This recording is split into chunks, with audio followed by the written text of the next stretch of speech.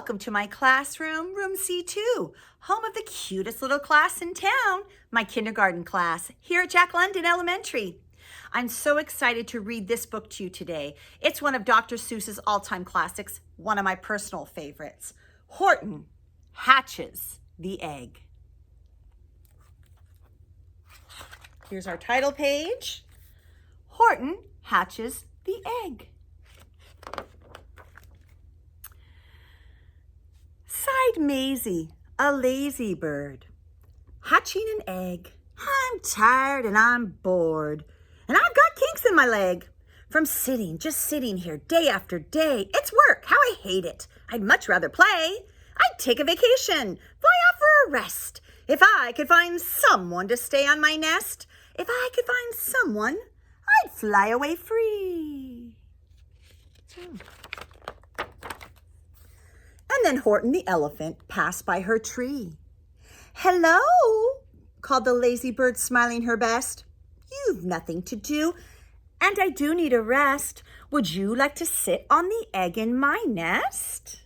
The elephant laughed. "Why, of all silly things, I haven't feathers and I haven't wings. Me on your egg? Why, that doesn't make sense. Your egg is so small, ma'am, and I am so immense." "Tut," answered Maisie. "I know you're not small, but I'm sure you can do it, no trouble at all. Just sit on it softly. You're gentle and kind. Come, be a good fellow. I know you won't mind." "I can't," said the elephant. "Please," begged the bird. "I won't be gone long, sir. I give you my word. I'll hurry right back. Why, I'll never be missed."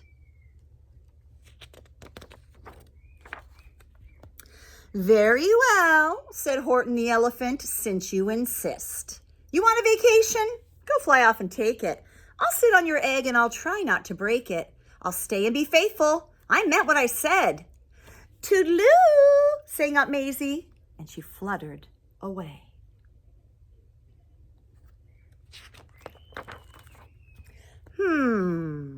The first thing to do," murmured Horton. "Let's see. The first thing to do is to prop up this tree and make it much stronger. That has to be done. Before I get on it, I must weigh a ton." Yeah, that would be very hard for an elephant to sit on that tree. This is true. Then Horton the elephant smiled. Now that's that. And he sat, and he sat, and he sat, and he sat.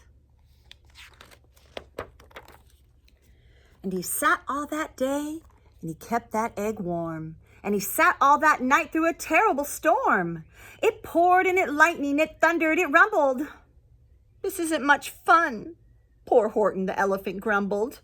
"I wish he'd come back, 'cause I'm cold and I'm wet.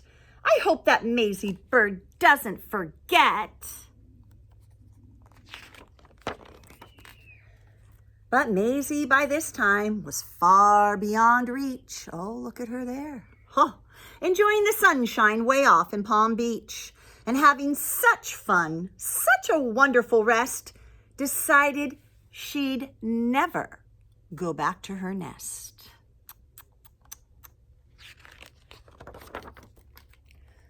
So Horton kept sitting there day after day, and soon it was autumn. The leaves blew away. And then came the winter, the snow and the sleet, and icicles hung from his trunk and his feet. Poor Horton kept sitting and said with a sneeze, "I'll stay on this egg and I won't let it freeze. I meant what I said and I said what I meant, an elephant's faithful 100%. Poor Horton. So poor Horton sat there day after day, the whole winter through. And then came the springtime with troubles anew. His friends gathered round and they shouted with glee, "Look, Horton the elephant's up in a tree." They taunted, they teased, and they yelled, "How absurd! Old Horton the elephant thinks he's a bird." They laughed and they laughed. Then they all ran away. And Horton was lonely. He wanted to play. But he sat on the egg and continued to say, "I meant what I said and I said what I meant. An elephant's faithful 100%. Yes, you are, Horton. Look at you. No matter what happens, this egg must be tended. But poor Horton's troubles were far, far from ended. For while Horton sat there so faithful, so kind, 3 hunters came sneaking up softly behind. Oh no. He heard the men's footsteps. He turned with a start. 3 rifles were aiming right straight at his heart. Oh no. Did he run? He did not. Horton stayed on that nest. He held his head high and he threw out his chest and he looked at the hunters as much as to say, shoot if you must, but I won't run away. I meant what I said and I said what I meant. An elephant's faithful, 100%.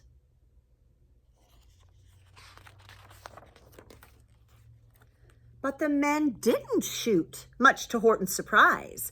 They dropped their 3 guns and they stared with wide eyes. Look, they all shouted, can such a thing be? An elephant sitting on top of a tree? It's strange, it's amazing, it's wondrous and new. Don't shoot him, we'll catch him, that's just what we'll do. Let's take him alive, why he's terribly funny. We'll sell him back home to a circus for money. Not good, friends. And the first thing he knew, they had built a big wagon with ropes on the front for the pullers to drag on. They dug up his tree and they put it inside, with Horton so sad that he practically cried. We're off, the men shouted, and off they went, with Horton unhappy 100%.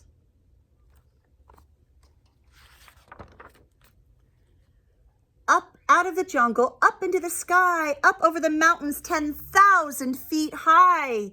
Then down, down the mountains and down to the sea went the cart with the elephant, egg, nest, and tree. Then out of the wagon and onto a ship, out over the ocean, and oh, what a trip! Rolling and tossing and splashed with the spray, and Horton said day after day after day, I meant what I said and I said what I meant, an elephant's faithful 100%. After bobbling around for 2 weeks like a cork, they landed at last in the town of New York. All ashore, the men shouted, and down with a lurch went Horton the elephant, still on his perch, tied onto a board that could just scarcely hold him. Bump! Horton landed, and then the men sold him.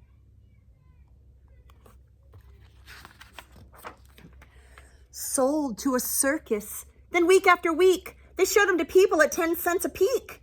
They took him to Boston, to Kalamazoo, Chicago, Weehawken, and Washington too, to Dayton, Ohio, St. Paul, Minnesota, to Wichita, Kansas, to Drake, North Dakota. And everywhere thousands of folks flocked to see and laugh at the elephant up in a tree. Poor Horton grew sadder the farther he went, but he said as he sat in the hot, noisy tent, I meant what I said and I said what I meant, an elephant's faithful 100%.